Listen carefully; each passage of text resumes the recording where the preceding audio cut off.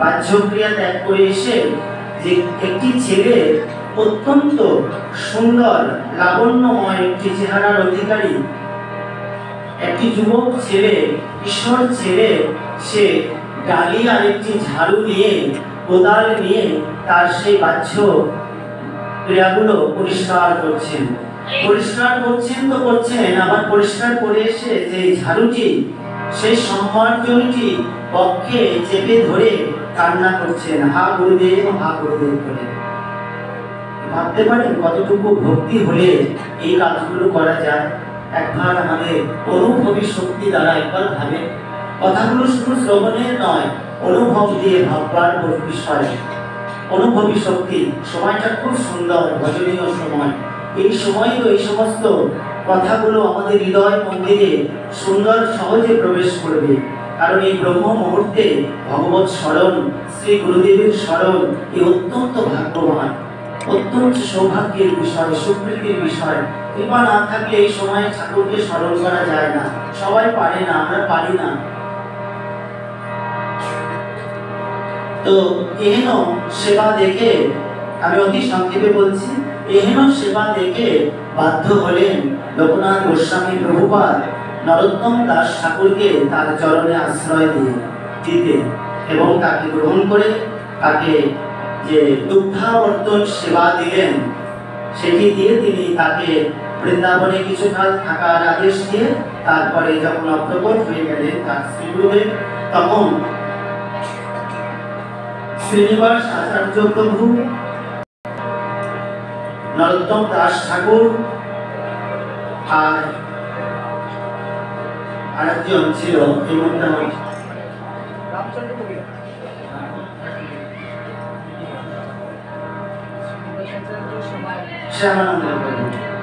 শ্যামানন্দ প্রভু, শ্রীনিবাস আচার্য, নরোত্তম দাস ঠাকুর, এই তিনজন সমসাময়িক, খুব বন্ধুত্ব সখ্য ভাব তিনজনের।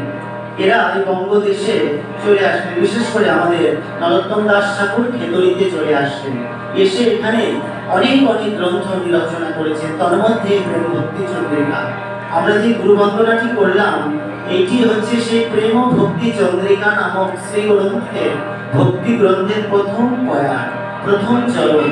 এই গুরু বন্দনা দিয়ে, গুরুদেবের শ্রীপাদ পদ্ম বন্দনা করার মাধ্যম দিয়ে নরোত্তম দাস ঠাকুর রচনা করলেন।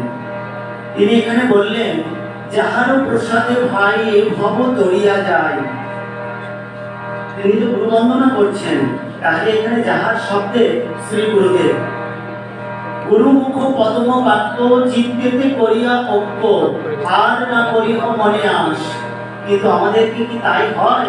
আমাদের মনে অনেক আশা, অনেক আশা, এত আশার বেড়াজালে আমরা আবদ্ধ যে আমাদের একেবারে শেষ পর্যন্ত নিরাশায় পরিণত হতে হয়। কারণ শ্রী গুরুদেবের মুখবাক্য, শ্রী গুরুদেবের পদ্ম মুখবাক্য, এইটি একমাত্র চিত্তে ধারণ করে আর কোনো আশা করতে হয় না। গুরুদেব যা দিয়েছেন তাতেই সন্তুষ্ট থেকে ভজন পথে অগ্রগামী হতে হয়, সাধুগুরু বৈষ্ণবের কৃপা নিয়ে, শ্রী গুরুদেবের কৃপা নিয়ে। শ্রীগুরু চরণে রতি, আমাদের যে রতি 16 কলা রতি রয়েছে, সেই রতিটি যেদিন আমাদের পূর্ণ হবে, এক কলা করে রতি পূর্ণ হতে হতে যেদিন আমাদের 16 কলা পূর্ণ হবে, সেই দিনই তো আমাদের সেই অন্তিম লক্ষ্যে আমরা পৌঁছে যাব। শ্রীগুরু চরণে রতি, এই সেই উত্তম গতি। নরোত্তম দাস ঠাকুর লিখছেন, এইটি উত্তম গতি যাতে শ্রী গুরুদেবের চরণে রতি হয়েছে। রতি শব্দে এখানে বিশ্বাস, শ্রদ্ধা ইত্যাদি ইত্যাদি। যারা গুরুদেবের বাক্যে বিশ্বাস করেন, গুরুদেবের কর্মে বিশ্বাস করেন, গুরুদেবের আদর্শে বিশ্বাস করেন। আমাদের তারাকান্দি আশ্রমের সেই দাদাকে, আমি নামটা মনে নাই, আলোচনা করে গেলে খুব ভালো লাগলো। আমাদের কিন্তু শ্রী গুরুদেবের জন্ম জয়ন্তী উৎসব মহা ধুমধামে উদযাপন করাটাই কিন্তু গুরুদেবের কৃপা ভাজন হওয়া না। গুরুদেবের সত্যিকার অর্থে কৃপা ভাজন হতে গেলে আমাদের শ্রী গুরুদেবের যে আদর্শগুলো রয়েছে তার হৃদয়ে লালন করতে হবে, যাজন করতে হবে। শ্রীমৎ আচার্য বিবেকানন্দ গোস্বামী প্রভুপাদ তিনি কি আদর্শ রেখে গেলেন এই জগতে এসে? না আসলেও তো পারতেন। উনি তো বলেছেন আমাদের জন্যই তো আশা, তোদের জন্যই তো আশা, এই তো বাক্য, তাই না? গুরুদেব লিখেছেন না আসলে তো পারতাম, কেন আসলেন? অবশ্যই নিশ্চয়ই কিছু না কিছু আমাদেরকে শিক্ষা দেওয়ার জন্য, আদর্শ স্থাপন করার জন্য। তো আমাদের মধ্যে সে আদর্শ কোথায় আজ? সে আদর্শ তো আমাদের মধ্যে থেকে কর্পূরের মতো উড়ে গেছে। আমরা আজ এক গুরু ভাই আর এক গুরু ভাইকে হিংসা বিদ্বেষ, এক মন্দির আর এক মন্দিরকে হিংসা বিদ্বেষ। গুরুদেব এই জন্য আমাদের 47টি মঠ মন্দির বাংলাদেশে প্রতিষ্ঠা করে গেছেন। ভাবুন তো আজকে এই ব্রহ্ম মুহূর্তে একবার হৃদয় থেকে আমরা কি করছি, কি করা আমাদের উচিত, কি করা আমাদের কর্তব্য। আমি কি গুরুদেবের আশ্রমে এসে বৎসরান্তর খুব আনন্দ যজ্ঞ অনুষ্ঠান করে যাব আর বাড়ি গিয়ে আমার যে চরিত্র সেই চরিত্রই থাকবে, একটু পাল্টাবে না? এটা তো হয় না। আমরা গুরুদেবের চরণে এসেছি নিজেদের পরিশুদ্ধ করবার জন্য। গঙ্গার পরশ হইলে পশ্চাতে পাবন, গঙ্গার পরশ হইলে পশ্চাতে পাবন, দর্শনে পবিত্র করো এই তোমার গুণ। কিন্তু শ্রী গুরুদেব একাধারে তিনি বৈষ্ণব চূড়ামণি। কারণ ভগবান নিজে শ্রী বৈষ্ণব এবং ভগবানের যে স্বরূপ শক্তি, ভগবান ভাগবতে বললেন, আমার ভাই জয় বলে দিয়েছিল, এর আগেরও আলোচনা বলছে সেই শ্লোকটি, আচার্য মাম বিজানিয়াতে, আচার্য আমি আমারই স্বরূপ বলিয়া জানিবে। হে উদ্ধব, উদ্ধবকে লক্ষ্য করে ভগবান শ্রীকৃষ্ণ ব্রজরাজ নন্দন বললেন যে উদ্ধব, এই যে আচার্য তাকে আমারই স্বরূপ, মানে ভগবান শ্রীকৃষ্ণের আরেকটি স্বরূপ। আমাদের হাতের এই তালার মধ্যে পার্থক্য আছে, হাতের দেখতে দুটো দুরকম। ভগবান মুরলীধারী, শ্রী গুরুদেব এইরকম, শ্রী গুরুদেবের মতো, আর ভগবান শ্রীকৃষ্ণের মতো, কিন্তু দুজনই অভেদ। এদের মধ্যে কোনো ভেদ নাই। যদি ভেদ জ্ঞান হয় তাহলে কিন্তু ভজনহীন হয়ে পড়ব, তাহলে আমাদের ভজন হবে না। এগুলো অনেক ঊর্ধ্বস্তরের কথা, এগুলো ভাবতে চিন্তন করতে আমাদের শুদ্ধ হতে হবে। শুদ্ধ হব কিভাবে? নিত্য প্রসাদের মাধ্যমে আমাদের শুদ্ধ হতে হবে।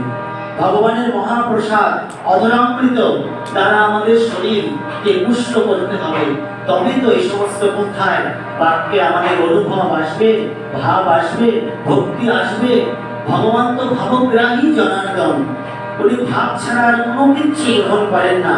বিদুরানীর ঘরে গিয়ে ভগবান কি কলার চোচা খায়? যিনি রাজাধিরাজ, যিনি বিশ্ব ব্রহ্মাণ্ডের অধিপতি, তিনি তো কলার ছিলকা চোচা খেতে পারেন না। কিন্তু তিনি কি খেয়েছিলেন? তিনি বিদুরানীর সেই মনের ভাবকে গ্রহণ করেছিলেন। কিন্তু বিদুর যখন ভগবানের কাকা স্ত্রী যখন ঘরে প্রবেশ করে বলল তার স্ত্রীকে, ছি ছি ছি, তুমি কি করছো? ভগবানকে কলা খেলে কলার চোচা দিচ্ছ। ভগবান যখন কলাটি পরবর্তীতে কাকা বিদুরের কথায় কলার সেবা করছিল, তখন বলছিল, কাকা আমি যখন কাকিমার হাতে চোচা খাচ্ছিলাম সেটির স্বাদ অনেক বেশি ছিল, কারণ সেটির সঙ্গে ভাব ভক্তি প্রেম মিশ্রিত ছিল। এমন ভাব ভক্তি প্রেম মিশ্রিত ছিল যে কোনটি কলা আর কোনটি কলার চোচা এটির মধ্যে কোনো ভেদ জ্ঞান ছিল না। এমন অভেদ জ্ঞান আমাদের আসতে হবে গুরু আর গোবিন্দে, তবে ভগবান আস্বাদন করবেন আমাদের ভজনকে, ভাবকে, অনুভবকে। আসুন সেই ভাব নিয়ে, ভক্তি নিয়ে আমাদের প্রাণের যাতনাকে একবার শ্রী গুরুদেবের শ্রীচরণে অর্পণ করি, নিবেদন করি।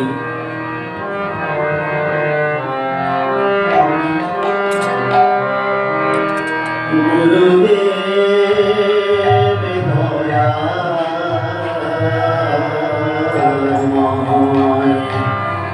দয়াময়, গুরুদেব দয়া গুরুদেব দয়া প্রাণের যাতনা জানাবো কি তোমায় হয়েছে জীবন যন্ত্রণাময় প্রাণের যাতনা জানাবো কি তোমায় হয়েছে জীবন যন্ত্রণাময় হয়েছে জীবন যন্ত্রণাময় গুরুদেব দয়া গুরুদেব দয়া গুরুদেব দয়া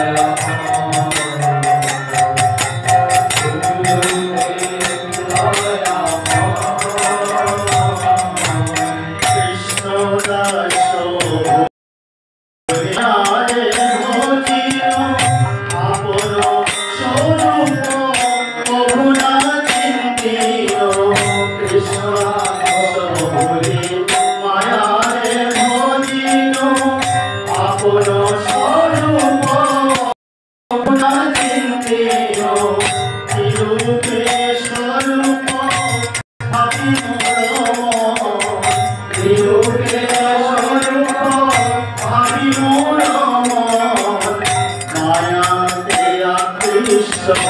Oh,